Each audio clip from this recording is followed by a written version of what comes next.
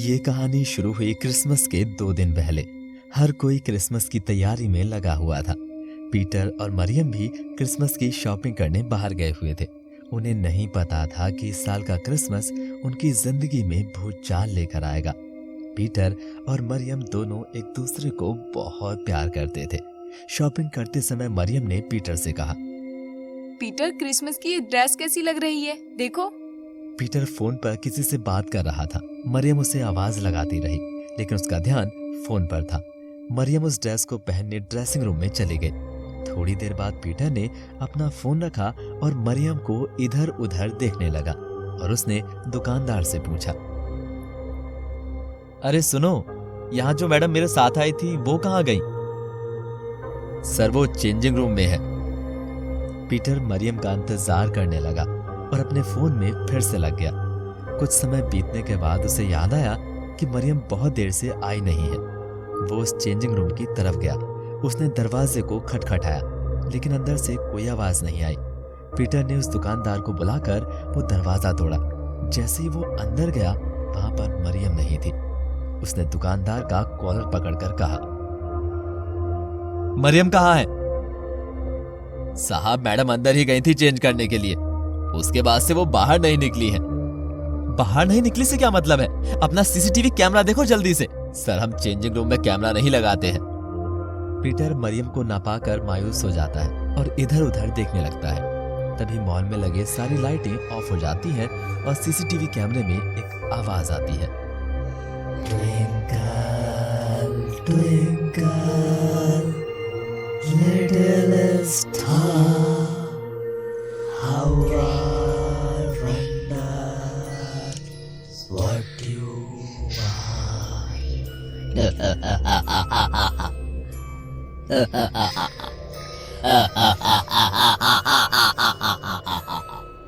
उस डरावनी आवाज को सुनकर मॉल में सन्नाटा छा जाता है। तभी पीटर जोर से बोलता है, कौन हो तुम और मरियम कहाँ है? मैं पूछता हूँ, बताओ मुझे। मैं आपका सेंटा हूँ, आपको गिफ्ट देने आया हूँ। लोगे गिफ्ट? बोलो बोलो।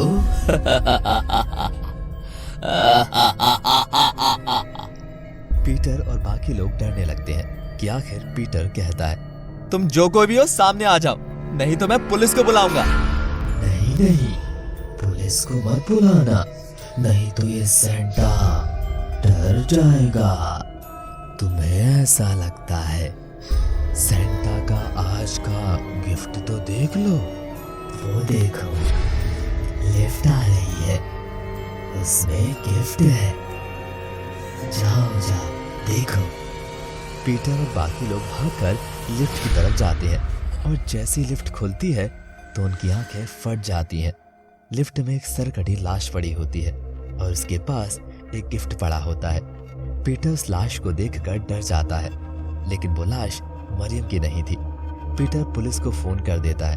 पुलिस आकर अपनी छानबीन करने लगती है और कहती है, किसी ने कुछ देखा यहाँ पर कि ये किसने किया है?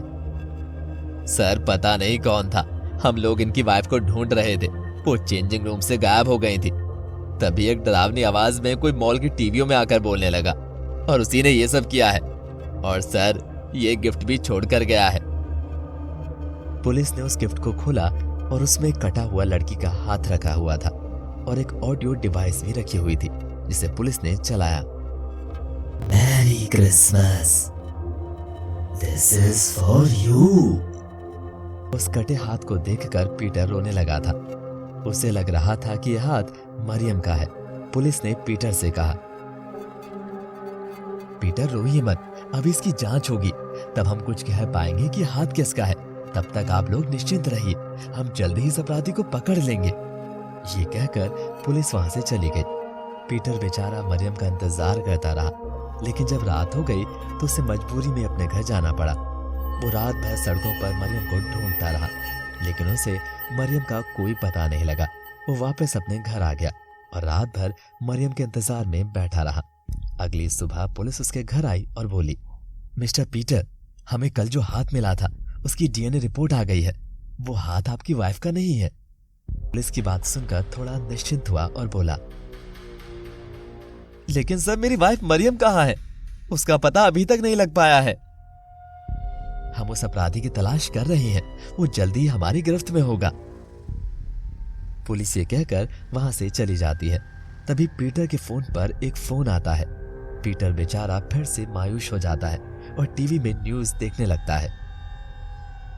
अभी अभी शहर के मशहूर उद्योगपति की वाइफ की लाश कूड़े के ढेर में मिली है और उसके साथ अपराधी ने एक गिफ्ट बॉक्स भी छोड़ा है।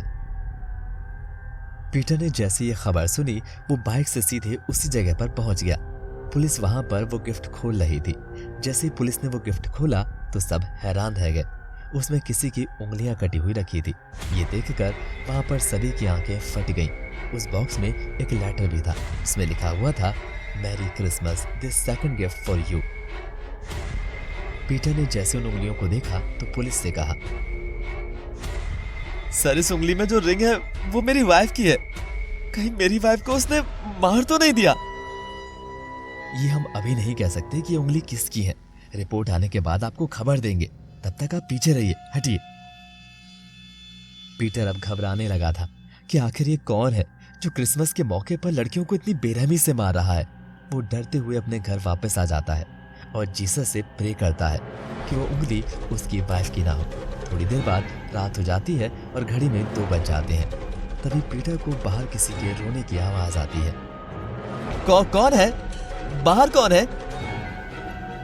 पीटर की बात का कोई जवाब नहीं आता है। वो बाहर जाकर देखता है तो उसे गार्डन में एक लाल कपड़ों में सेंटा दिखाई देता है। वो उसके पास जाकर कहता है, कौन हो तुम और यहाँ कैसे आ गए? और ये सेंटा जैसे क्यों बने हो तुम?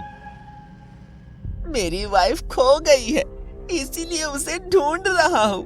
वो मॉल में कपड़े बदलने गई थी, तब से बाहर ही नहीं आई है। तुमने देखा है क्या उसे? उसकी बात सुनकर पीटर को मरियम की याद आ जाती है और वो समझ जाता है कि मरियम की ही बात कर रहा है। पीटर अब डरने लगा था कि कहीं ये वही तो नहीं जो उस दिन मॉल की टीवी में था, वरना इसे कैसे मालूम है कि मरियम मॉल से गायब हुई है। वो उससे पूछता है, कौन हो तुम और मरियम के बारे में कैसे जानते हो? मैं सेंटा हूँ। मैं स्कैरी क्रिसमस का गिफ्ट देता हूँ। अभी मैंने 2 गिफ्ट दिए हैं। तुम्हारा गिफ्ट मैं क्रिसमस को दूंगा। उसकी ये हंसी सुनकर पीटर को यकीन हो गया था कि किसी ने मरियम और उस औरत को मारा है और ये सारा खेल इसी का रचाया हुआ है। पीटर उस सेंटा को पकड़ लेता है और उसका मुखौटा उतारने लगता है। दोनों में हाथापाई होती है, लेकिन वो पीटर को फेंक कर निकल जाता है और एक गिफ्ट वो वहीं पर छोड़ देता है। पीटर फौरन पुलिस को फोन लगाता है और कहता है, हेलो सर, मैं जान गया हूं कि कौन कर रहा है। वो एक सेंटा का रूप बनाए हुए है और अभी अभी मेरे हाथ से बचकर शहर की तरफ भाग गया है। आप उसे पकड़ लीजिए। ठीक है, हम अभी चारों तरफ पुलिस फोर्स तैनात कर देते हैं। तब तक आप थाने आकर उसका स्केच बनवा दीजिए ताकि हम उसे पकड़ सके। पीटर रात को ही थाने पहुंच गया और सेंटा का स्केच बनवाने लगा। पीटर ने पूरी घटना के बारे में बताया। पुलिस की गाड़ियां पूरे शहर में सायरन बजाते हुए घूम रही थी। उस खूनी सेंटा का कोई पता नहीं लग पाया था। थोड़ी देर बाद वो स्केच बनकर तैयार हुआ, जिसे देखकर सब हैरान थे कि कैसा सेंटा है। वो ना तो सेंटा लग रहा था, ना ही जोकर। उसकी आंखें बड़ी बड़ी थी और आंखों के पास एक कट का निशान लगा हुआ था। पुलिस ने पीटर से पूछा, पीटर इस चेहरे से हम उसे कैसे ढूंढेंगे? ना तो ये जोकर लग रहा है और ना ही सेंटा। आखिर उसे कैसे पकड़ पाएंगे? आखिर ये कौन है जो इस बेरहमी से लोगों को मार रहा है और ये बार बार तुम्हें ही क्यों दिखाई दे रहा है? पुलिस की बात सुनकर पीटर को भी हैरानी हो रही थी कि आखिर सेंटा ने अभी तक मरियम को कोई नुकसान नहीं पहुंचाया है, लेकिन ये बार बार मुझे आखिर क्यों ही टारगेट कर रहा है। पीटर के मन में कई सवालों ने जन्म लिया था, लेकिन उसे इन सब के बीच एक चिंता खाई जा रही थी कि आखिर वो क्रिसमस वाली रात मरियम के साथ क्या करेगा। उसे छोड़ देगा या उसे भी मार डालेगा। दोस्तों, ये कहानी अभी खत्म नहीं हुई है। आखिर मरियम को किसने गायब किया था, उस सेंटा ने या किसी और ने? इस सवाल को जानने के लिए इस कहानी का अगला भाग देखना बिल्कुल ना भूलेगा, क्योंकि इस कहानी में असली ट्विस्ट आना बाकी है अभी। तब तक के लिए बने रहिए हमारे चैनल आरजे मोहित स्टोरीज पर। और मैं हूं आपका दोस्त और होस्ट आरजे मोहित। अगर आपको ये कहानी अच्छी लगी हो तो इसे दोस्तों के साथ जरूर शेयर करना और चैनल को सब्सक्राइब करना बिल्कुल ना भूलिएगा दोस्तों। मिलता हूँ आपसे अगली स्टोरी में, तब तक के लिए बाय बाय, गुड बाय।